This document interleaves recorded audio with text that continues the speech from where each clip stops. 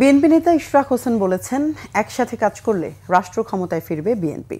সবাইকে ঐক্যবদ্ধ হয়ে কাজ করার আহ্বান জানিয়ে তিনি বলেন, নির্বাচনে যে কোনো মূল্যে ধানের শীষের জয় নিশ্চিত করতে হবে। জাতীয় নির্বাচনকে সামনে রেখে রবিবার পুরান ঢাকার বিভিন্ন এলাকার শ্রমিক দলের নেতাদের সাথে মতবিনিময় সভায় এসব কথা বলেন বিএনপি চেয়ারপারসনের পররাষ্ট্র বিষয়ক উপদেষ্টা কমিটির বিশেষ সহকারী। দলের ভারপ্রাপ্ত চেয়ারম্যান তারেক রহমানের ঘোষিত ৩১ দফা কর্মসূচির কথা উল্লেখ করে ইশরাক বলেন, এই দফাগুলো বাস্তবায়নের মধ্য দিয়ে এই নতুন বাংলাদেশের ভিত্তি রচিত হবে।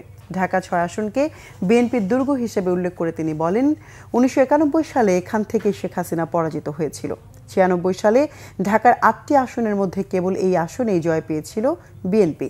তাই এই আসন বিএনপিকে যে কোনো মূল্যে ধরে রাখতে হবে। এনসিপি ও জামাতের সমালোচনা করে বিএনপির নেতা বলেন, পিআর পদ্ধতি দেশের স্বাধীনতার জন্য হুমকি।